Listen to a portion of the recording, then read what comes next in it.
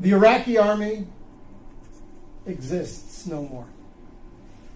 The Syrian army is down to at least 50% of its size of 2 years ago.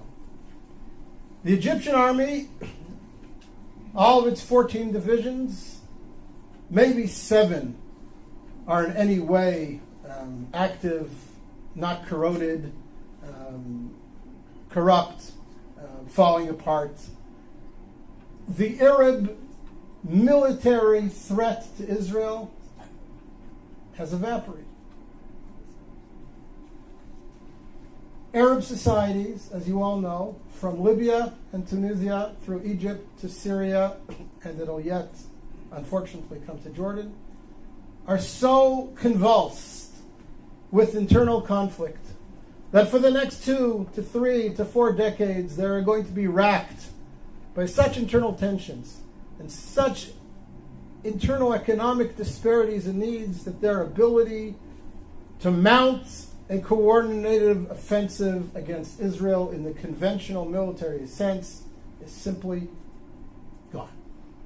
It's gone. It's gone. So before we start discussing all the threats and the emerging threats and the dangers that are posed to Israel from the crumbling of the old Arab architecture around Israel, first let's recognize that the conventional military threat against Israel has greatly disappeared. And that is a net gain for Israel. It has tremendous long-term significance. Now, we all know that there are new threats emerging. What was the authoritarian control over countries like Egypt, where the security services had penetrated every element in society. You couldn't burp, you couldn't breathe, you couldn't blow your nose without somebody in the security services knowing about it. That's all gone. Morsi doesn't have control over the streets of Cairo, never mind the sands of Sinai. And whoever emerges as the leader or one of the leaders in Syria towards the future will never have the same authoritarian control over the country that Assad's mukhabarat, his security services, had. So that creates potential for great conflict. We all know about the threat of weapon stocks, missiles spreading all over, new weapon systems coming into the region, whether it be from Iran or from Russia. All these pose security threats to Israel that Israel will have to deal with in the coming years and perhaps decades.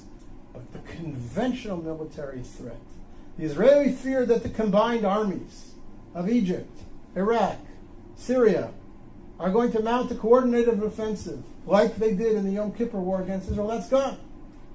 That's gone, thank God, it's gone.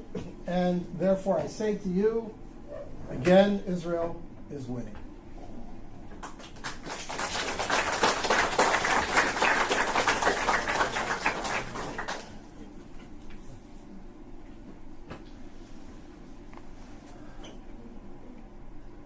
Point number 9, in grand historical terms, of course Israel's winning. Look at the society that's been created in Israel.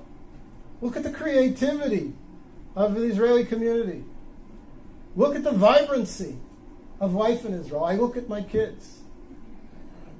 I have a son-in-law who's a software engineer in Israeli military intelligence. I have a daughter doing her PhD in genetics at the Hebrew University.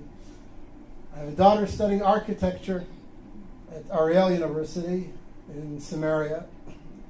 I have a son completing his bachelor's degree in computer science in high school, and he will graduate high school with his degree in computer sciences, and he has studied intensively 17 tractates of the Talmud, and he knows his Bible inside out and backwards. And I have 2 younger kids who are in younger grades, and I look at them and I see their contributions and their future contributions to Israeli society, and I look at their friends who are all doing similar exciting things, and one of my daughters is a little bit of an artist as well. And you look at this and you say, what a wonderful youth we have, what a powerful country we have.